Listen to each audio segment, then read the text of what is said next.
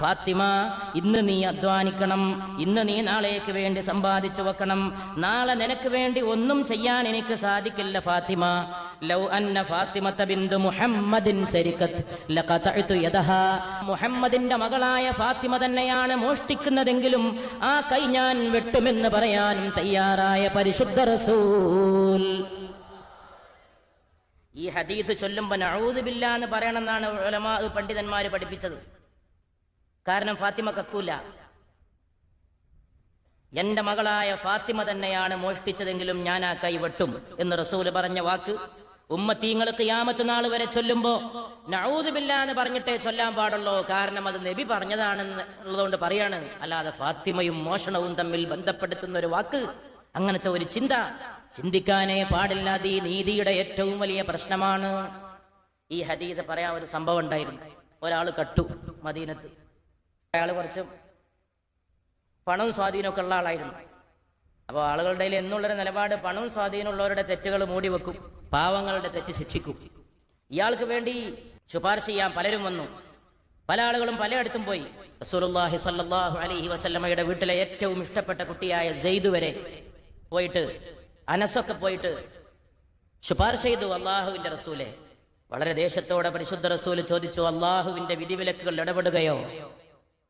ഫാത്തിമ ബീവിയുടെ അടുക്ക പോയിട്ട് ഒരാളുകൾ പറഞ്ഞു, ഫാത്തിമയെ കൊണ്ടെന്ന് പറയിപ്പിക്കാൻ, ഈ കട്ട ആളെ രക്ഷപ്പെടുത്താൻ. ആ സമയത്താണ് പരിശുദ്ധ റസൂൽ സല്ലല്ലാഹു അലൈഹി വസല്ലം അരുളി ചെയ്യുന്നത്, മുഹമ്മദിന്റെ മകള് ഫാത്തിമ തന്നെയാണ് മോഷ്ടിക്കുന്നതെങ്കിലും ഞാൻ ആ കൈ വെട്ടുക തന്നെ ചെയ്യുമെന്ന് നഊദു ബില്ലാഹ് പരിശുദ്ധ റസൂലുള്ളാഹി സല്ലല്ലാഹു അലൈഹി വസല്ലമ ആഹ്വാനം ചെയ്യുകയുണ്ടായി. സ്നേഹമാണ് നബിയോടുള്ള സ്നേഹം, നബിയോടുള്ള സ്നേഹം അള്ളാഹുവിനോടുള്ള സ്നേഹം, അള്ളാഹുവിനോടുള്ള സ്നേഹം ഉത്കൃഷ്ടമായ സ്നേഹം. ഫാത്തിമ ബീവിയുടെ ജീവിതം പിന്നെയും പുഴ പോലെ ഒഴുകി, ശാലീനമായ പുഴ പോലെ, ശാന്തമായ പുഴ പോലെ. അങ്ങനെ ആ വീട്ടിൽ ആദ്യമായിട്ടൊരു കുഞ്ഞു ജനിച്ചു, ഹസൻ. ഹസൻ റളിയല്ലാഹു അൻഹുവിനെ പരിശുദ്ധ റസൂലേറെ ഇഷ്ടപ്പെട്ടു. പരിശുദ്ധ നബി മുഹമ്മദ് മുസ്തഫ നിസ്കാരത്തിൽ സുജൂദിൽ കിടക്കാണ് റസൂലുള്ളാഹി സ്വല്ലല്ലാഹു അലൈഹി വസല്ലം.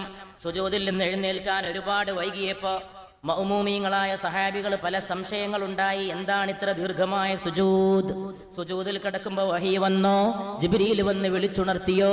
സ്വല്ലല്ലാഹു അലൈഹി വസല്ലം. അവസാനം സുജൂദ് കഴിഞ്ഞപ്പോൾ മഅ്മൂമീങ്ങളായ സഹാബികൾക്ക് നേരെ തിരിഞ്ഞുകൊണ്ട് റസൂലുള്ളാഹി സ്വല്ലല്ലാഹു അലൈഹി വസല്ലം അരുളി ചെയ്തു, സുജൂദിൽ കിടന്നത് ദീർഘിച്ചു പോയതിന് സഹാബത്തെ എന്നോട് ക്ഷമിക്കണം.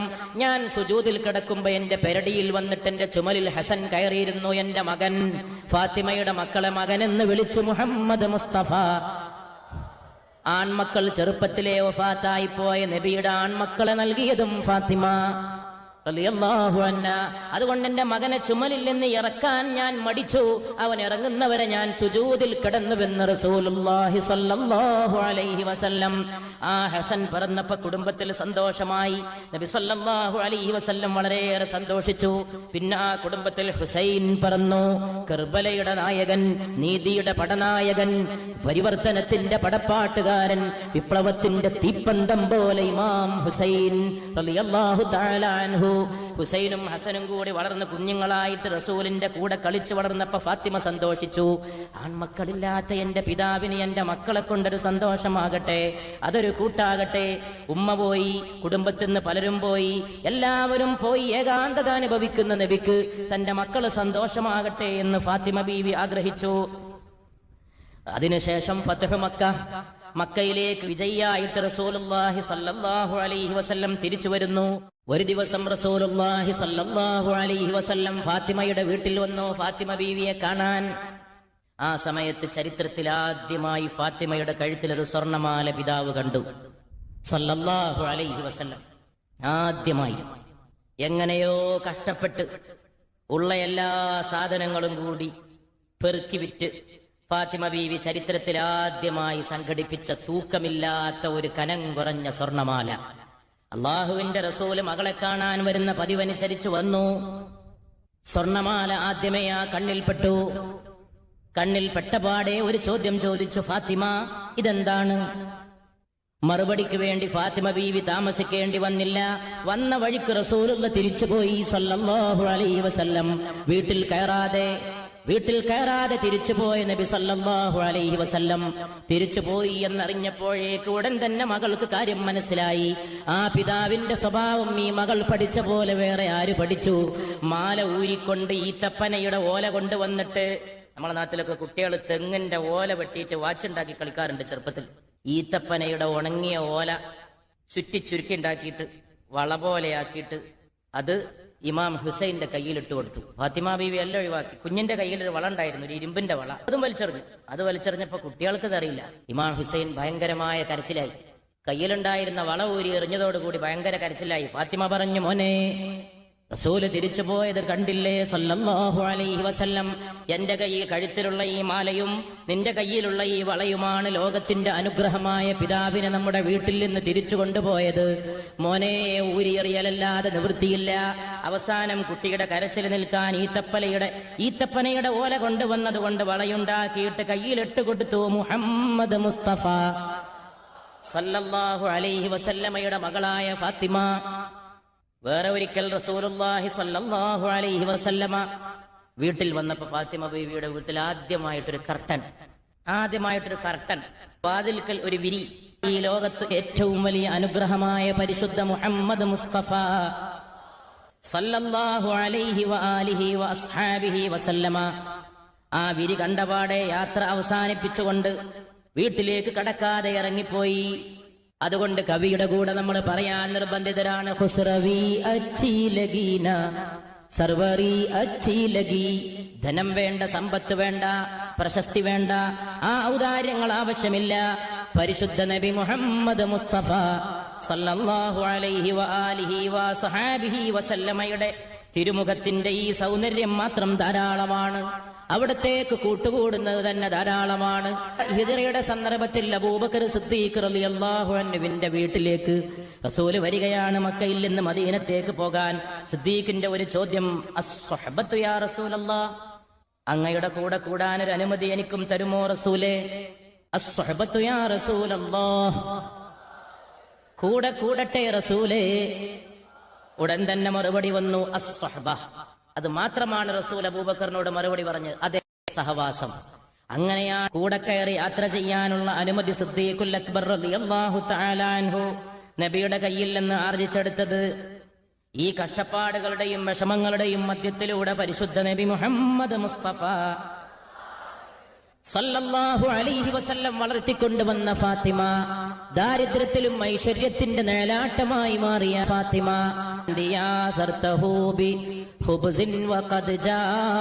ഫാത്തിമ, നിങ്ങൾ റൊട്ടിയുണ്ടാക്കി, നബിയാകട്ടെ നിങ്ങളോടൊപ്പം വിശന്നിരിക്കുകയും ചെയ്തു. ഒരു വേലക്കാരനില്ലാതെ വീട്ടിൽ ഫാത്തിമ നിങ്ങൾ ക്ഷമിച്ചു. ഹുസൈന്റെ മാതാവേ, ആദരം, അങ്ങയോടുള്ള ആദരം.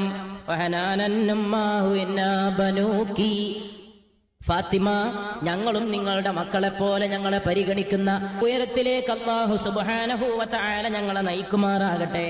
പരിശുദ്ധ നബി മുഹമ്മദ് മുസ്തഫ സല്ലല്ലാഹു അലൈഹി വസല്ലം പാവങ്ങളുടെയും കഷ്ടപ്പെടുന്നവരുടെയും കൂടെ അവർക്ക് ഏറ്റവും വലിയ അനുഗ്രഹങ്ങളുടെ കേദാരമായിട്ട് നിലകൊണ്ടു.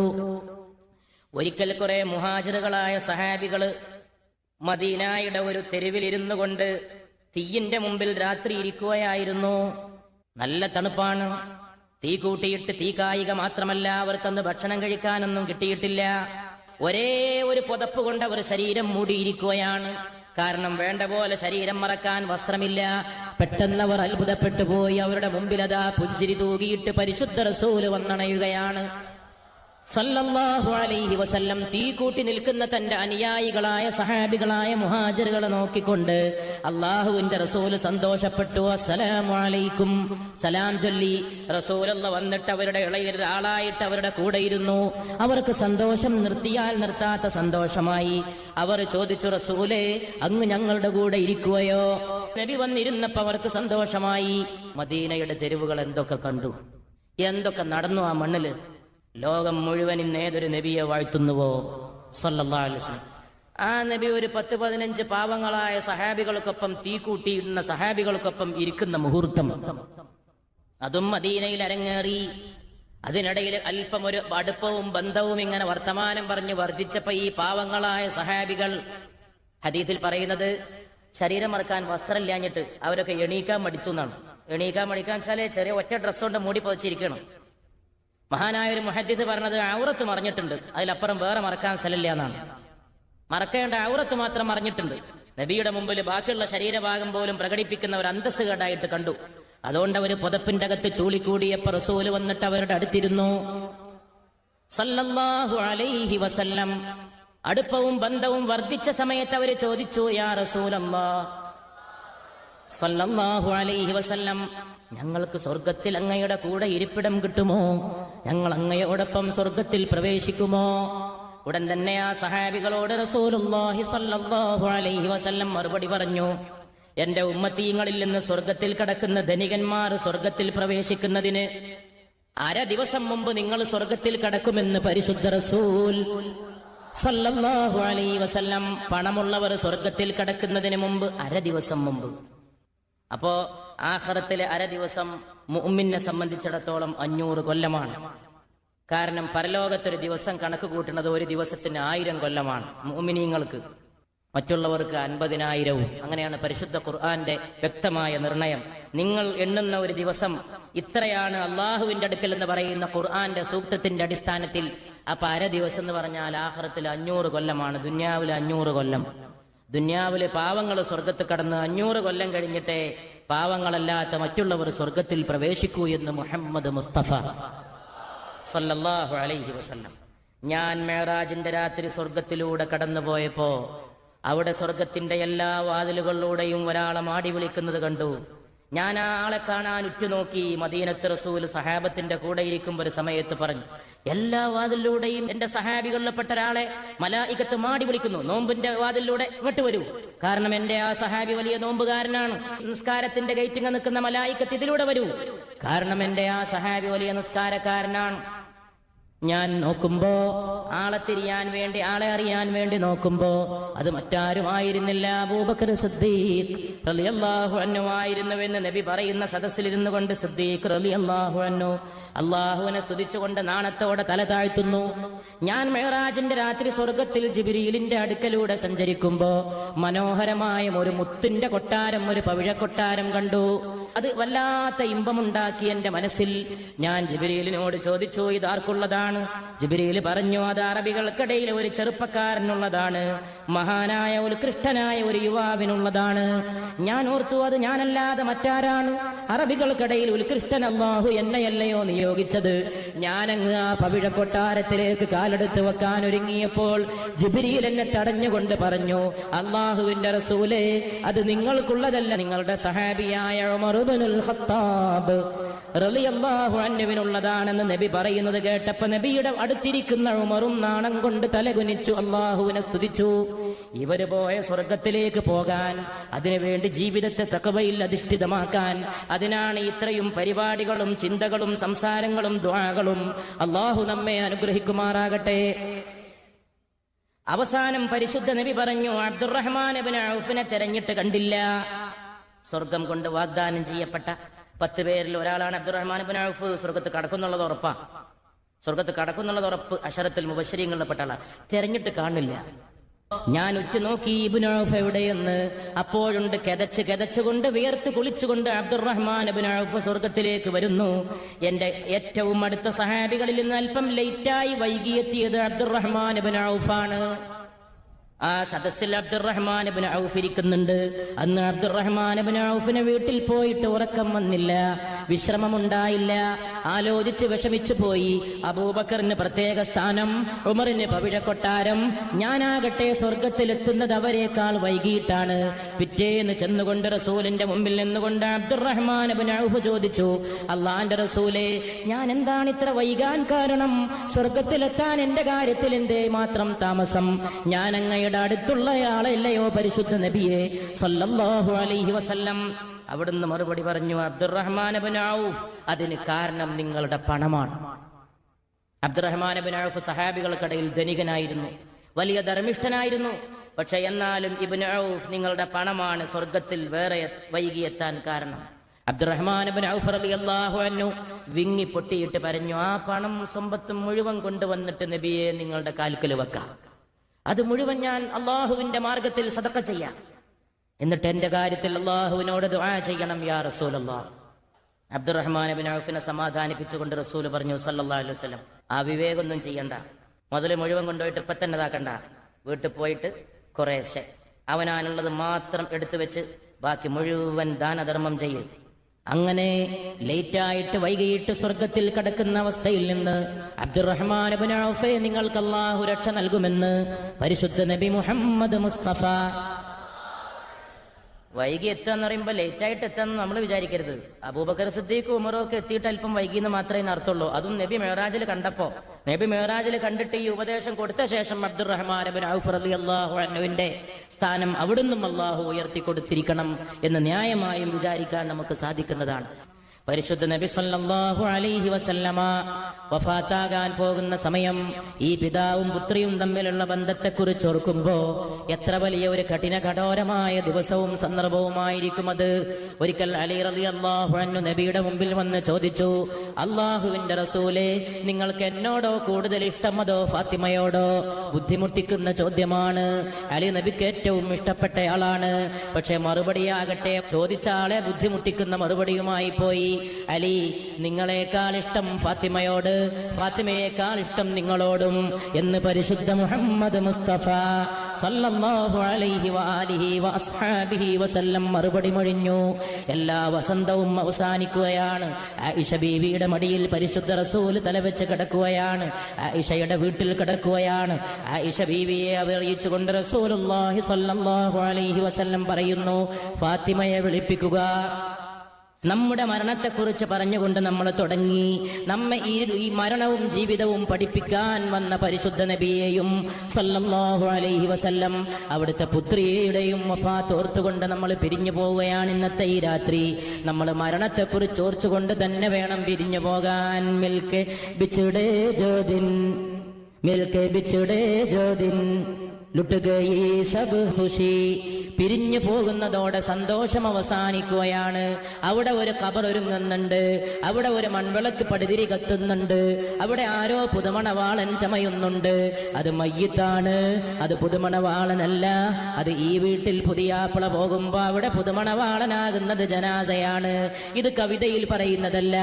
ഒരു ദിവസം ഒരു സ്ഥലത്തൊരു പരിപാടിക്ക് പോയപ്പോ ഇതുപോലെ ഒരു അനുഭവം ഈ വിനീതനുണ്ടായി.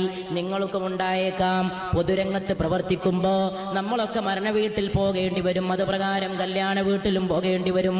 ഒരു സ്ഥലത്തൊരു കല്യാണ വീട്ടിൽ കടന്നിറങ്ങിയപ്പോ അടുത്ത വീട്ടിൽ തന്നെ മരണമാണ്. ഇവിടെ ഒരു പുതിയാപ്പിള ചമയുകയാണ്. വെള്ളക്കുപ്പായമണിഞ്ഞ യുവാവേ, അവിടെ വെള്ളത്തുണിയടിയുന്ന കഫൻ പുടയിലെ മനുഷ്യ സഹോദര, എങ്ങോട്ടാ പോണത്? അവസാനത്തെ യാത്രയോ? തിരിച്ചു വരുമോ? എന്നെയും കൊണ്ടുപോയി ഖബറടക്കുമ്പോ നീ ഒരു പിടി മണ്ണെറിയുമോ? തമാം ഉംർ ജോ കി സബ്നെ ബേറുഖി ഹംസേ. ജീവിതം മുഴുവനും ആളുകൾ എന്നോട് മുഖം തിരിച്ചപ്പോ ഹം കഫൻ മെരഹ് കർ ബേറുഖി ചൽ ഗയേ. ജീവിതത്തിൽ എല്ലാവരും എന്നോട് മുഖം തിരിച്ചു. മരിച്ചപ്പോ ഞാനും എന്റെ മുഖം ഒന്ന് മാറ്റിച്ചരിച്ചു കിടത്തി. എനിക്ക് ജീവിതത്തിൽ നിങ്ങൾ നിങ്ങളുടെ മുഖം തന്നില്ല. അതുകൊണ്ട് ഞാൻ മരിച്ചപ്പോ എന്റെ മുഖവും ഒന്ന് മറിച്ചു വെച്ചു. അസീസ്, ഉറുദുവിൽ അസീസ് എന്ന് പറഞ്ഞാൽ പ്രിയപ്പെട്ടവൻ. അറബിയിലെ അർത്ഥം ശക്തൻ എന്നാണെങ്കിലും ഉറുദുവിൽ മറ്റൊരർത്ഥമാണ്. മരേ അസീസ് തൂ ഭി ഖാക് മേ പഡ്കർ ചലേ ഗയേ. എന്റെ പ്രിയപ്പെട്ടവനെ, നീയും മണ്ണിൽ നടന്നു പോയല്ലോ. മരണമേ, അത്ഭുതങ്ങളുടെ കവാടം തുറക്കുന്ന മരണമേ, അവസാനിക്കാത്ത ലോകത്തേക്ക് പോകുന്ന മരണമേ, ഇവിടേക്കൊരു വരവങ്ങ് വന്നതാണ്. ഒരു കൊച്ചുനാള് ജീവിച്ചു പോകേണ്ടതാണ്. എണ്ണപ്പെട്ട ആയുസിന്റെ കാലഘട്ടമാണ്. നിനക്ക് 30 വയസ്സാണ്, നിനക്ക് 60 നിനക്ക് 63 നിനക്കൊരു 70 ഉണ്ടാകട്ടെ, നിനക്കൊരു 100 വരെ കടന്നോട്ടെ, നിനക്കൊരേറിയ 105 കടന്നോട്ടെ, നിനക്ക് 20 മതി, നിനക്ക് 15 മതി. ഓർക്കുന്നു, മരണത്തെ ഓർക്കുന്നു. മിൽക്കെ ബിഛുടേ ജോ ദിൽ, മിൽക്കെ ബിഛുടേ ജോ ദിൽ, ഉൽ ഗയി ഹർ ഖുശി. എല്ലാ സന്തോഷവും പിരിഞ്ഞു പോവുകയാണ്. കം ഹസറാത്തിൻ ഫീ ബുതൂനിൽ മഖാബിർ, ഖബറുകളുടെ വയറ്റിൽ എന്തൊക്കെ മോഹങ്ങളാണ്. ഒരു കവി പാടുകയാണ്, ഖബറിന്റെ ആമാശയത്തിൽ എന്തൊക്കെ മോഹങ്ങളാണ്. പുതുമണവാളൻ ചമയാൻ കൊതിച്ച ചെറുപ്പക്കാരൻ കല്യാണത്തിന് മുമ്പ് മരണപ്പെട്ടു പോയി. അവന്റെ മയ്യത്ത് കൊണ്ടുപോയി പള്ളിക്കാട്ടിലടക്കുമ്പോ ആണുങ്ങളെ ഓർക്കണം, നിങ്ങൾ ഖബറടക്കുന്നത് ഒരു ചെറുപ്പക്കാരനെ മാത്രമല്ല, കല്യാണം കഴിക്കാനുള്ള അവന്റെ മോഹത്തിന്റെ മേലാണ് നിങ്ങളൊരു മൂടുകല്ല് വെച്ചത്. അതിന്റെ മേലേക്കാണ് നിങ്ങൾ എറിഞ്ഞത്. എല്ലാ സ്നേഹത്തിനും പകരം ഒരു പിടി മണ്ണ്, എല്ലാ കൂറിനും പകരം ഒരു പിടി മണ്ണ്. അല്ലാഹുവേ, ഇതിനേക്കാൾ വലിയ മറ്റെന്ത് യാഥാർത്ഥ്യം? നീ എത്ര വലിയവൻ, നീ എത്ര ശക്തൻ, എല്ലാവരെയും മരിപ്പിച്ചില്ലയോ? ഏതൊരു അനുഗ്രഹത്തിന്റെ പരിശുദ്ധ നബിയെക്കുറിച്ച് പറയാനാണോ ഈ സമ്മേളിച്ചത്? ആ നബിയെ അല്ലാഹു അങ്ങേയറ്റം ബഹുമാനിച്ചിട്ട് വിളിച്ചു റഹ്മത്തുൽ ലിൽ ആലമീൻ, ലോകത്തിന്റെ അനുഗ്രഹം. ആ നബിയെ പിന്നെ വിളിച്ചു ഹബീബ്, ആ നബിയെ വിളിച്ചു യാ അയ്യുഹൻ നബി.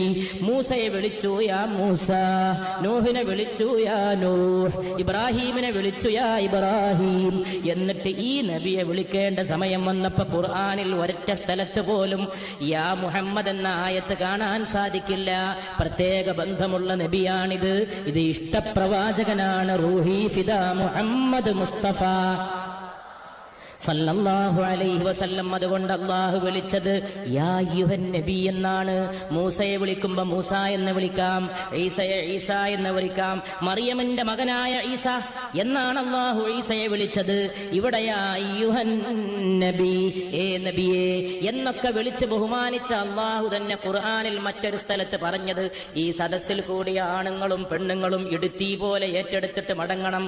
ഇന്നക മയ്യിത്തുൻ മുഹമ്മദേ, തീർച്ചയായും നീ മയ്യിത്താണ് സല്ലല്ലാഹു അലൈഹി വസല്ലം.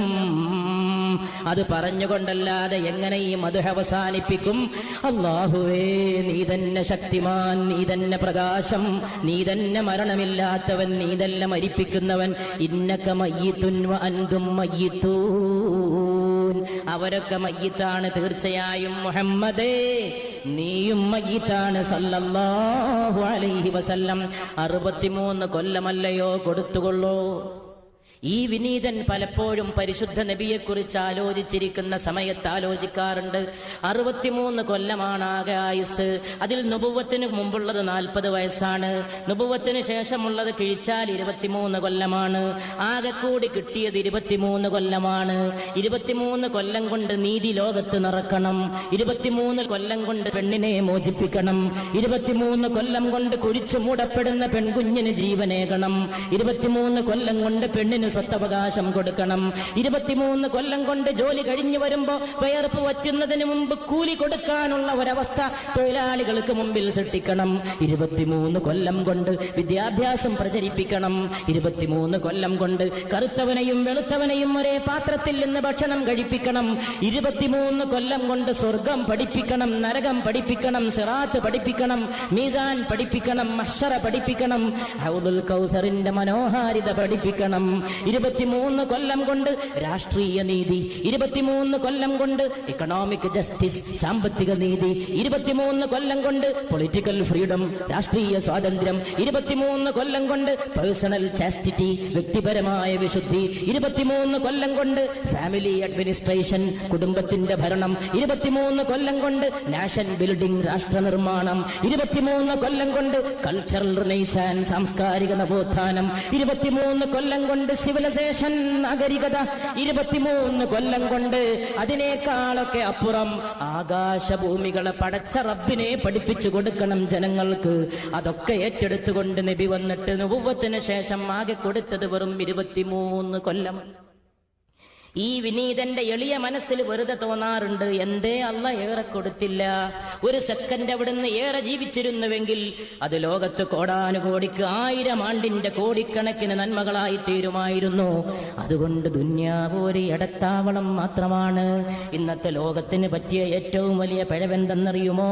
സുഖജീവിതത്തിലെ ആറാട്ടമാണ്. ആടുന്നവരെ നിങ്ങൾ നിങ്ങളെ മറക്കുകയാണ്.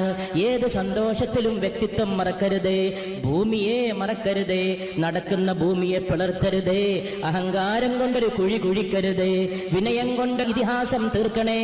നീ ആകാശത്തോളം ഉയരില്ല യുവാവേ, നിനക്ക് നീങ്ങാനും പോകാനുമുള്ളത് നാളെ അനന്തമായ മറ്റൊരു ലോകത്തേക്കാണ്, മരണത്തിന്റെ ലോകത്തേക്കാണ്. മിൽക്കെ ബിച്ഛടേ ജ്യോതിൻ, പിരിഞ്ഞു പോകുന്ന ഒരു ദിവസം.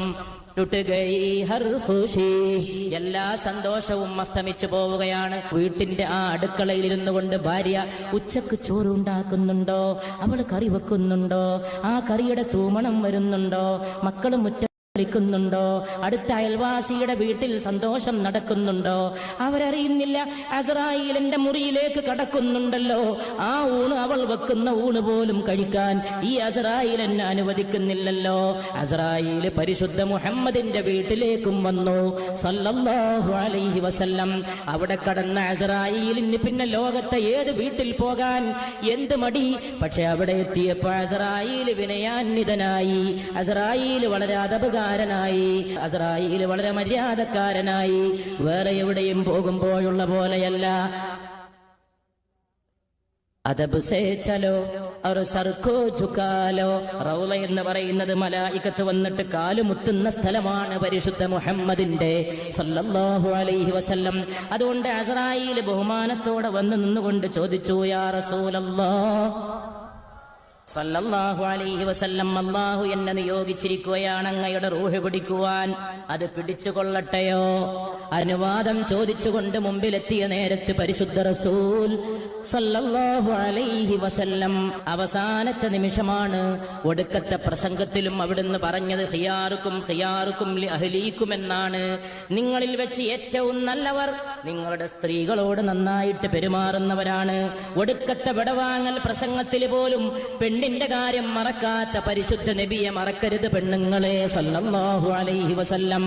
പെണ്ണുങ്ങൾക്കുള്ള ആദർശബോധത്തിന്റെ വഴികാട്ടി മുസ്തഫ സല്ലല്ലാഹു അലൈഹി വസല്ലം. ആയിഷ ബീവിയുടെ മടിയിൽ കിടക്കുമ്പോ വഫാത്തിനടുത്ത നിമിഷങ്ങളാണ്. ഫാത്തിമയെ ആളയച്ചു വരുത്തി. ആയിഷ ബീവി വിവരമറിയിച്ചു. വല്ലാത്ത ഒരു ബന്ധമല്ലയോ, പറഞ്ഞറിയിക്കാൻ കഴിയാത്ത ബന്ധമല്ലയോ. എല്ലാവരുടെയും ദുഃഖങ്ങൾ ഇറക്കി വെക്കാൻ അവർക്കൊരത്താണി കിട്ടിയേക്കാം, പക്ഷേ ഫാത്തിമ എവിടെ ഇറക്കി വെക്കും? ഫാത്തിമ ഇനി ആരോട് പറയും? ഫാത്തിമ എവിടെ പോയിട്ട് സങ്കടം തീർക്കും? ഫാത്തിമയെ പരിശുദ്ധ റസൂൽ അടുത്തേക്ക് മാടി വിളിച്ചു, മോളെ ഫാത്തിമ, മോളെ ഫാത്തിമ, ഫാത്തിമത്തു ബിളഅത്തും മിന്നി, ഫാത്തിമ എന്റെ ശരീരത്തിന്റെ കഷ്ണമാണ്. ഫാത്തിമ സന്തോഷിക്കുമ്പോ അല്ലാഹു സന്തോഷിക്കുന്നു, ഫാത്തിമ കോപിക്കുമ്പോ അല്ലാഹു കോപിക്കുന്നു. ഫാത്തിമ ആരോടെങ്കിലും കോപിച്ചാൽ ഫാത്തിമയുടെ കോപം ഏറ്റുവാങ്ങിയവരോട് അല്ലാഹു കോപിക്കുന്നുവെന്ന് മുഹമ്മദ് മുസ്തഫ സല്ലല്ലാഹു അലൈഹി വസല്ലം. ഫാത്തിമയുടെ മകനായ ഹുസൈനെ നോക്കിക്കൊണ്ട് റസൂൽ, എന്റെ ഹുസൈനെ അല്ലാഹു സ്നേഹിച്ചിരിക്കുന്നു, ഹുസൈനെ സ്നേഹിക്കുന്നവരോട് അല്ലാഹുവിന് മുഹബ്ബത്താണ്. എന്റെ ഹുസൈനെ വല്ലവരും വെറുക്കുന്നുവെങ്കിൽ അവരെ അല്ലാഹുവും വെറുക്കുന്നുവെന്ന് മുഹമ്മദ് മുസ്തഫ സല്ലല്ലാഹു അലൈഹി വസല്ലം. മദീനയുടെ മിമ്പറിൽ റസൂൽ ഇന്നുകൊണ്ട് പ്രസംഗിക്കുകയാണ്, ഖുത്ബ നിർവഹിക്കുകയാണ്. ആ സമയത്ത് പെട്ടെന്ന് റസൂലുള്ളാഹി സല്ലല്ലാഹു അലൈഹി വസല്ലം കുഞ്ഞിനെ കാണുന്നു. ഹുസൈൻ ഒരു ചുവന്ന കുപ്പായമാണെന്ന് കുഞ്ഞുകുട്ടി ധരിച്ചിരിക്കുന്നത്. കുട്ടിയെ പിടിക്കാൻ വേണ്ടി റസൂല് പ്രസംഗത്തിന്റെ ഇടയിൽ നിന്ന് ഇറങ്ങുന്നു, മിമ്പറിന്റെ പടവുകളിലൂടെ കുട്ടിയെ പിടിക്കുന്നു, വീണ്ടും മിമ്പറിൽ കയറി പ്രസംഗിക്കുന്നു, വീണ്ടും കുഞ്ഞിന്റെ കളി കാണുന്നു, പിന്നെയും ഇറങ്ങി വരുന്നു, കുഞ്ഞിനെ കളിപ്പിക്കുന്നു, തിരിച്ചു പോകുന്നു. 3-4 വട്ടം ഇങ്ങനെ ആവർത്തിച്ചപ്പോ ലോകത്തിന്റെ ഗുരുവേ, റഹ്മത്തുൽ ലിൽ ആലമീൻ, കുഞ്ഞുങ്ങൾക്കും ഗുരുനാഥനെ, സ്നേഹനിധിയായ ലോകത്തിന്റെ ഗുണകാംക്ഷിയെ മുസ്തഫ സല്ലല്ലാഹു അലൈഹി വസല്ലം അവിടെ വെച്ച് പറഞ്ഞു, എന്റെ സഹാബത്തെ എന്നോട് ക്ഷമിക്കണം, പ്രസംഗം ഇടക്ക് തടസ്സപ്പെട്ടതിൽ എന്നോട് ക്ഷമിക്കണം. ഫാത്തിമയോട് പ്രിയം വന്നപ്പോ ഫാത്തിമയുടെ മക്കളോട് പ്രിയം, ഫാത്തിമയോട് ബന്ധപ്പെട്ടതിനോടൊക്കെ പ്രിയം. ഈ പ്രിയം എവിടെ വെച്ച് തീർക്കാനാണ്? നാളെ ഹൗദുൽ കൗസറിലല്ലാതെ വേറെ എവിടെ വെച്ചിട്ട് ഈ പിതാവും മകളും സ്നേഹം തീർക്കും? സല്ലല്ലാഹു അലൈഹി വസല്ലം. നബിയുടെ കുടുംബത്തിന് വേണ്ടി നാം സ്വലാത്ത് ചൊല്ലുമ്പോ അതിൽ ആദ്യത്തെ പങ്ക് ഇന്നും പറ്റുന്നത് ഫാത്തിമയാണെന്ന കാര്യം ഈ സദസ്സിലുള്ളവർ അറിയുന്നുണ്ടോ? അല്ലാഹുമ്മ സല്ലി അലാ മുഹമ്മദ് വഅലാ ആലി മുഹമ്മദ്. ഓരോ അത്തഹിയ്യാത്തിലും അല്ലാഹുവേ മുഹമ്മദിന്റെ മേൽ സ്വലാത്ത് ചൊല്ലണേ, അവിടുത്തെ കുടുംബത്തിന്റെ മേലും ചൊല്ലണേ. ആ കുടുംബത്തിലെ ആദ്യത്തെ മെമ്പർ ഫാത്തിമത്തുസ് സഹ്റ ബതൂൽ റസൂൽ റളിയല്ലാഹു അൻഹാ കോടാനുകോടി ഖിയാമത്ത് നാൾ വരെ ഖിബലക്ക് നേരെ തിരിഞ്ഞ് അത്തഹിയാത്തിൽ ഇരുന്ന് വിരലൊന്ന് ചൂണ്ടി അഷ്ഹദു അല്ലാ ഇലാഹ ഇല്ലല്ലാഹ് വ അഷ്ഹദു അന്ന മുഹമ്മദർ റസൂലുള്ളാഹ്. പിന്നെ നബി കുടുംബത്തിന് സലാത്ത് വർഷിക്കുകയാണ്. കോടാനുകോടി സലാത്തിന്റെ വിലയറിയാൻ ആ ഒറ്റക്കാര്യം ഓർത്താ മതി. സലാത്തില്ലാതെ നിസ്കാരമില്ല. നബിയുടെ മേലുള്ള സലാത്തിന്റെ മഹിമ അറിയണമെങ്കിൽ മയ്യിത്ത് നിസ്കാരം പഠിച്ചാൽ മതി എന്ന് മൗലാന സയ്യിദ് അബുൽ ഹസൻ അലി നദ്വി. ഇത് മുഹമ്മദ് നബിയുടെ സദസ്സാണ് സല്ലല്ലാഹു അലൈഹി വസല്ലം.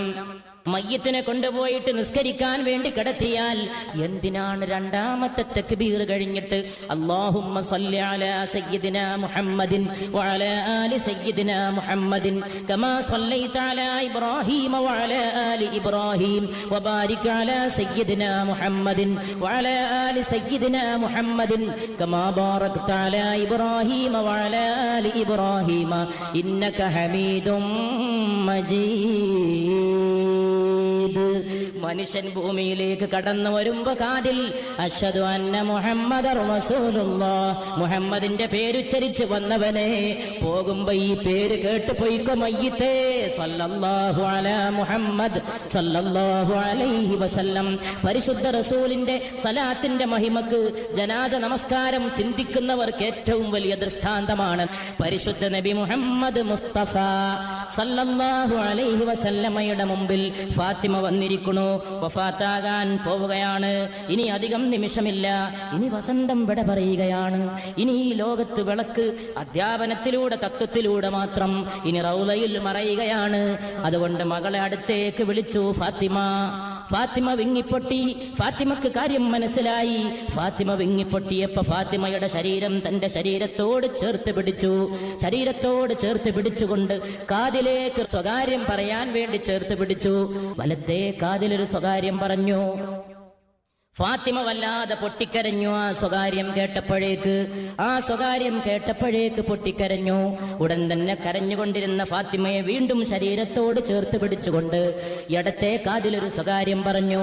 അപ്പോൾ മഴക്കടയിലൂടെ വെയിൽ വന്ന പോലെ ഫാത്തിമ ചിരിച്ചു, മന്ദസ്മിതം തൂകി. ആളുകളൊപ്പം കൂടി ആയിഷ ബീവി അടക്കം എന്തേ പറഞ്ഞത്, എന്തായിരുന്നു ആ സ്വകാര്യം? കാലങ്ങൾക്ക് ശേഷം മാത്രമാണ്, കാലങ്ങൾ എന്ന് പറയാൻ അധിക കാലമില്ല, റസൂലിന്റെ വഫാത്തിന് ശേഷം വെറും 6 മാസമാണ് ഫാത്തിമ ഈ ലോകത്ത് ജീവിച്ചത്. ആ അരക്കൊല്ലത്തിനിടയിൽ കുറെ മാസങ്ങൾ കഴിഞ്ഞിട്ടാണ് ഈ സ്വകാര്യം ഫാത്തിമ ലോകത്തോട് പറയുന്നത്. ഫാത്തിമ ബീവിക്ക് ലോകം ഇരുണ്ടുപോയി. ഫാത്തിമ ബീവിയുടെ എല്ലാ സന്തോഷങ്ങളും അസ്തമിച്ചു പോയി. മുഖം വല്ലാതെ വിഷമിച്ചു പോയി. എപ്പോഴും ദുഃഖമാണ്. ഫാത്തിമക്ക് ചിന്ത മാത്രമാണ്. അനസ് റളിയല്ലാഹു അൻഹു എന്ന നബിയുടെ കുടുംബത്തിൽ ജീവിച്ചിരുന്ന ചെറുപ്പക്കാരൻ കുട്ടിയെ വിളിച്ചുകൊണ്ട് ഫാത്തിമ ചോദിച്ചു, മുഹമ്മദ് മുസ്തഫാന്റെ മേലേക്ക് നിങ്ങൾ മണ്ണെറിഞ്ഞുവോ അനസേ? ഫാത്തിമ ചോദിച്ചു റളിയല്ലാഹു തആല അൻഹ, മുഹമ്മദ് മുസ്തഫാന്റെ മേലേക്ക് നിങ്ങൾക്ക് മണ്ണെറിയാൻ എങ്ങനെ ധൈര്യം വന്നു അനസേ? നിങ്ങൾ സത്യത്തിൽ ഖബറടക്കിയോ? നിങ്ങൾക്കതിന് കഴിഞ്ഞോ അനസേ? ആ മേനിയിലേക്ക് മണ്ണെറിയാൻ നിന്റെ കയ്യിൽ നിനക്കെങ്ങനെ മണ്ണെടുക്കാൻ സാധിച്ചടാ അനസേ എന്ന് മഹദിയായ ഫാത്തിമ ബീവി റളിയല്ലാഹു തആല അൻഹ ചോദിച്ചു. അങ്ങനെ വെറും 6 മാസം, ദുഃഖത്തിന്റെ 6 മാസം. 6 മാസം തികയുന്നതിന് മുമ്പൊരിക്കൽ അലിയെ വിളിച്ചുകൊണ്ട് ഫാത്തിമ പറഞ്ഞു, ഞാൻ നിര്യാണം പ്രാപിച്ചു കഴിഞ്ഞാൽ എന്റെ മയ്യിത്തൊട്ടും താമസിപ്പിക്കരുത്. എനിക്കെന്റെ പിതാവിലേക്ക് പെട്ടെന്ന് പോയി ചേരണം. അതുകൊണ്ട് പെട്ടെന്ന് എന്നെ ഖബറടക്കണം. ഒരു ദിവസം പെട്ടെന്ന് ഫാത്തിമ ബീവി റളിയല്ലാഹു തആല അൻഹ ഉമ്മു സൽമയെ വിളിച്ചുകൊണ്ട് പറഞ്ഞു, അല്പം വെള്ളം കരുതി വെക്കണം, ശുദ്ധിയുള്ള വസ്ത്രവും കരുതി വെക്കണം.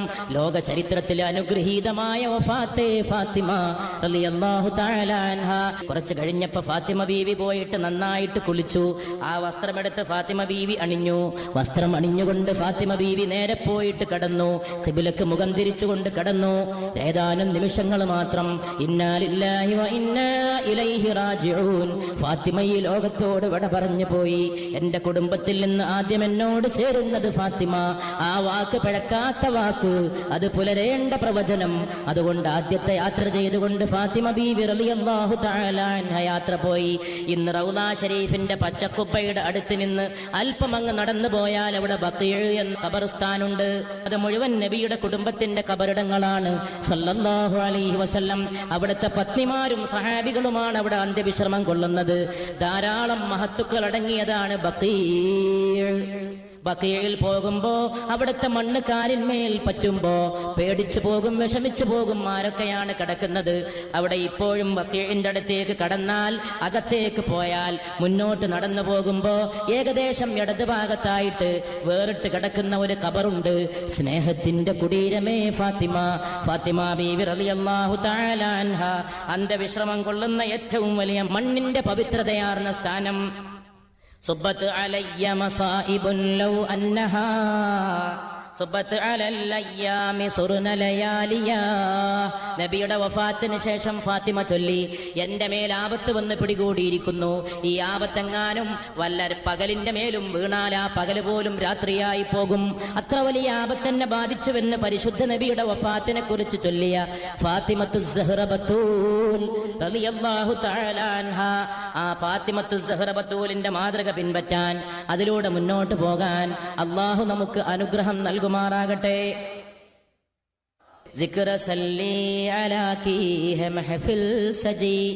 ഈ സദസ് സലാത്തിന്റെ സദസ്സായിട്ട് സംഘടിപ്പിച്ചതാണ്.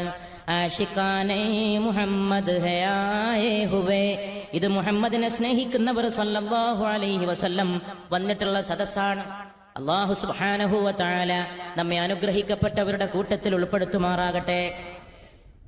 ഏതോ ഒരു ഇളങ്കാറ്റ് വീശുന്നുണ്ട്, മനോഹരമായി തഴുകാനൊരു കാറ്റിപ്പ വരുന്നുണ്ട്. ഇത് അറബിക്കടലാണ്. നേരെ അങ്ങ് മുറിച്ച് കടന്നാൽ നേരെ ഹിജാസിലേക്കാണ്, നേരെ മക്കയാണ്, അതിന് മുമ്പ് മദീനയാണ്. അവിടെ പച്ചക്കുബയിൽ നിന്ന് തലോടി വരുന്ന കാറ്റുപോലെ ഇന്നിൽ തയാറി ഹസ്സബ യൗമന്നിലാ അർളിൽ ഹറം. ഇളങ്കാറ്റെ, ഹറമിന്റെ മണ്ണിൽ നീ എപ്പോഴെങ്കിലും എത്തിയാൽ ബല്ലിഗ് സലാമി റൗളതൻ ഫിഹൻ നബിയുൽ മുഹ്തറം. പരിശുദ്ധ നബിയുടെ റൗളയിൽ എൻ്റെ സലാമെത്തിക്കണേ ഇളങ്കാറ്റെ സല്ലല്ലാഹു അലൈഹി വസല്ലം. ഈ രാത്രിക്കുള്ള സ്മാരകമാണ് ഈ സലാത്ത്. അല്ലാഹുമ്മ സല്ലി വസല്ലിം വബാരിക് അലാ സയ്യിദി വനബിയ്യി മുഹമ്മദി വഅലാ ആലിഹി വസഹ്ബിഹിൽ മുമജ്ജദി സല്ലല്ലാഹു അലാ മുഹമ്മദ് സല്ലല്ലാഹു അലൈഹി വസല്ലം. എന്റെ ഖബറിങ്കൽ വെച്ച് വല്ലവനും എനിക്ക് സലാത്തോ സലാമോ ചൊല്ലിയാൽ ഞാൻ അവിടെ വെച്ചത് മടക്കും. ദൂരെന്ന് വല്ലവരും ചൊല്ലിയാൽ അതെനിക്ക് എത്തി നൽകാനുള്ള സഞ്ചരിക്കുന്ന മലായിക്കത്തിന് അല്ലാഹു ഭൂമിയിൽ ചുമതലപ്പെടുത്തിയിട്ടുണ്ട്. അവരത് ചൊല്ലുന്ന അതേ സമയത്ത് അവരത് റൗളയിൽ എനിക്ക് എത്തിക്കും. അവരുടെ മാതാപിതാക്കളുടെ പേര് പോലും മലായിക്കത്തന്നെ അറിയിക്കുമെന്ന്. സല്ലല്ലാഹു അലാ മുഹമ്മദ് സല്ലല്ലാഹു അലൈഹി വസല്ലം. സല്ലല്ലാഹു അലാ മുഹമ്മദ് സല്ലല്ലാഹു അലൈഹി വസല്ലം. സല്ലല്ലാഹു അലാ മുഹമ്മദ് സല്ലല്ലാഹു അലൈഹി വസല്ലം.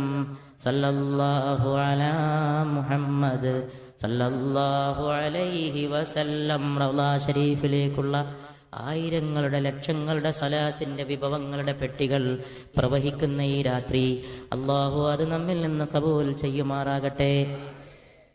നാളെ മഹ്ശറയിൽ എല്ലാവരും വിളിച്ചു പറയുന്ന നേരത്ത് അമ്പിയാക്കൾ പോലും വന്ന് പറയും, മുസ്തഫ ചാഹിയേ, മുസ്തഫ ചാഹിയേ, മുസ്തഫാനെ കൊണ്ടുവരൂ, മുസ്തഫാനെ കൊണ്ടുവരൂ. ആദമിനും പോരാ, ആദമിനും കഴിവില്ല, മൂസക്കും ഈസക്കും ഇബ്രാഹീമിനും കഴിവില്ല. മുസ്തഫ ചാഹിയേ, മുസ്തഫ ചാഹിയേ, മുസ്തഫാനെ തന്നെ കൊണ്ടുവരൂ, മുസ്തഫാനെ കൊണ്ടുവരൂ. ഇത് നമ്മെ അറിയിക്കുന്നതും സഹീഹായ ഹദീസിൽ പരിശുദ്ധ നബിയാണ് സല്ലല്ലാഹു അലൈഹി വസല്ലം. ആദൻ നബി പറയും, ഞാൻ ആ വിലക്കപ്പെട്ട കനി തിന്നിട്ട് വിഷമത്തിലാണ്, അള്ളാഹിനോട് ശുപാർശ ചെയ്യാൻ എനിക്ക് നിവൃത്തിയില്ല. ഇബ്രാഹിം അലൈഹിസ്സലാം പറയും, എനിക്കും വിഷമമാണ്. മൂസാ നബി പറയും, ഞാനൊരാളെ കൊല ചെയ്തിട്ട് അതിൻ്റെ വിഷമം അനുഭവിക്കുകയാണ്, എനിക്കും അതിന് നിവൃത്തിയില്ല. ഈസാ നബിയും കാരണം പറയാതെ ഒഴിഞ്ഞു മാറുമ്പോൾ കാരണം പറയാതെ ഒഴിയുന്നത് ഈസാ നബിയാണ്. ഇബ്രാഹിം നബി പറയും, ഞാൻ 3 അബദ്ധങ്ങൾ എൻ്റെ വന്ന കാരണത്താൽ എനിക്ക് അള്ളാഹിന്റെ മുമ്പിൽ ചെല്ലാൻ നിവൃത്തിയില്ല. അവസാനം അവർ പറയും, മുസ്തഫ ചാഹിയേ, മുസ്തഫ ചാഹിയേ, മുസ്തഫാനെ കൊണ്ടുവരൂ, മുസ്തഫാനെ കൊണ്ടുവരൂ എന്ന് അവർ പറയുമ്പോൾ ഞാൻ അങ്ങോട്ട് ചെല്ലും. ഞാൻ അല്ലാഹുവിൻ്റെ അർശിന്റെ മുമ്പിൽ സുജൂദിൽ വീഴുമെന്ന് മുസ്തഫ മുഹമ്മദ്, മുസ്തഫ മുഹമ്മദ്. അങ്ങനെ ഞാൻ സുജൂദിൽ കിടക്കുമ്പോൾ അല്ലാഹു എന്നെ വിളിച്ചുണർത്തിക്കൊണ്ട് പറയും, ഇർഫഅ റഅസക യാ മുഹമ്മദ് സല്ലല്ലാഹു അലൈഹി വസല്ലം. മുഹമ്മദേ, ഇനി ശിരസ് ഉയർത്തിയാലും മുഹമ്മദേ സല്ലല്ലാഹു അലാ മുഹമ്മദ് അലൈഹി വസല്ലം. യേ ജഹാൻ ഫിദാ തെരെ നാം പർ, ഈ ലോകം അങ്ങേക്ക് ദണ്ഡമാണ്. തെരെ നാം പർ ഹോ ദറൂദ് ഭി, നിങ്ങളുടെ പേരിന്മേലാണ് സലാത്ത്. തെരെ നാം പർ ഹോ സലാം ഭി, സലാമും അങ്ങയുടെ പേരിലാണ്. തുഹെ മേര മാഹെ തമാം ഭി, നബിയേ എന്റെ പൂർണ്ണ ചന്ദ്രനും അങ്ങാണ് നബിയേ സല്ലല്ലാഹു അലൈഹി വസല്ലം. ഹേ ലുട്ടി ലുട്ടി മേരി സുബ്ഹ, ഹേ ബുജി ബുജി മേരെ ശാം ബി, യാ മുഹമ്മദ് നൂറെ മുജസ്സം, യാ മുഹമ്മദ് നൂറെ മുജസ്സം.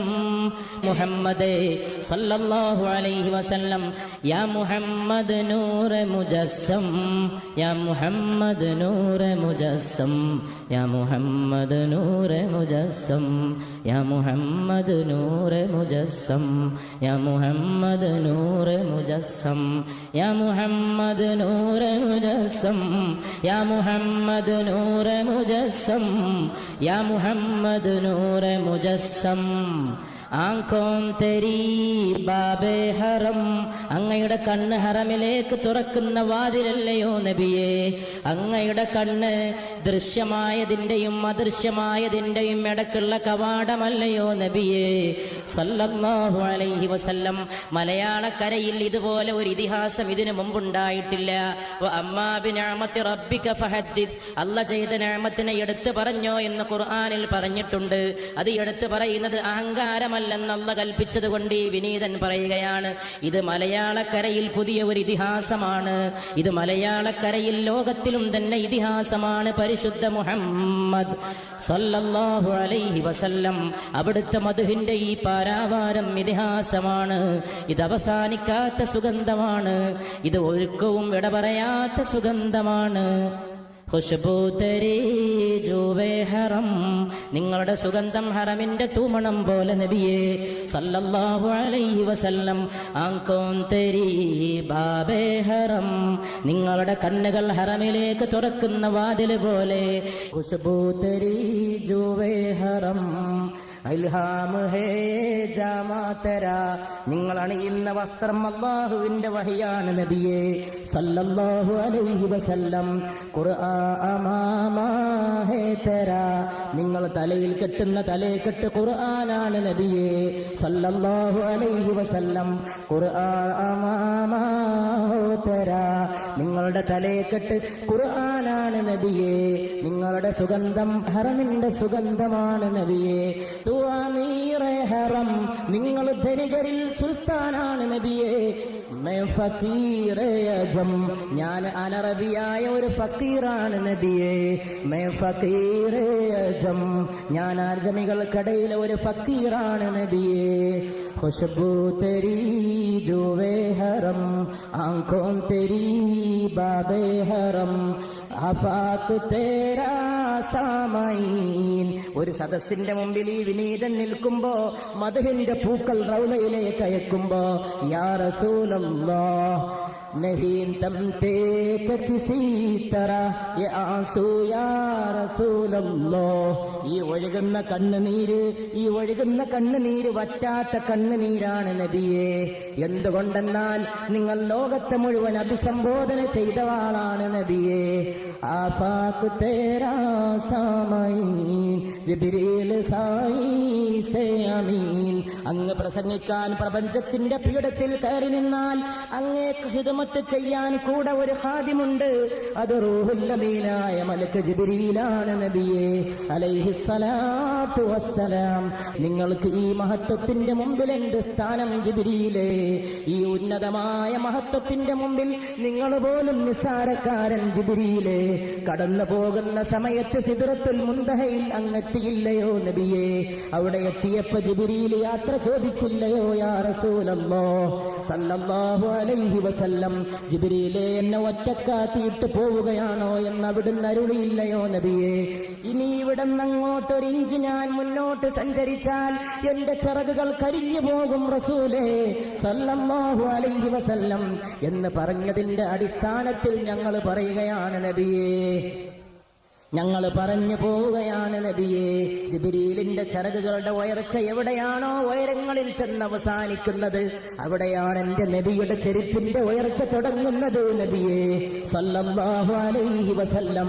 ജിബ്രീലിന്റെ ഉയർന്നു പോയ ചിറകുകൾ ഏത് ഉന്നതമായ സിദ്റത്തുൽ മുന്തഹയുടെ ഉയർന്ന് അവസാനിക്കുന്നുവോ അവിടെ മുഹമ്മദിന്റെ ചെരുപ്പ് സല്ലല്ലാഹു അലൈഹി വസല്ലം അതിന്റെ ഉയർച്ച ആരംഭിക്കുന്നേ ഉള്ളൂ, അവിടെ അവസാനിക്കുകയല്ല, തുടങ്ങുന്നേ ഉള്ളൂ.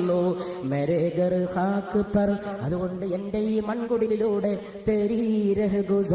ഒന്ന് കടന്നു പോകുമോ മുസ്തഫ സല്ലല്ലാഹു അലൈഹി വസല്ലം?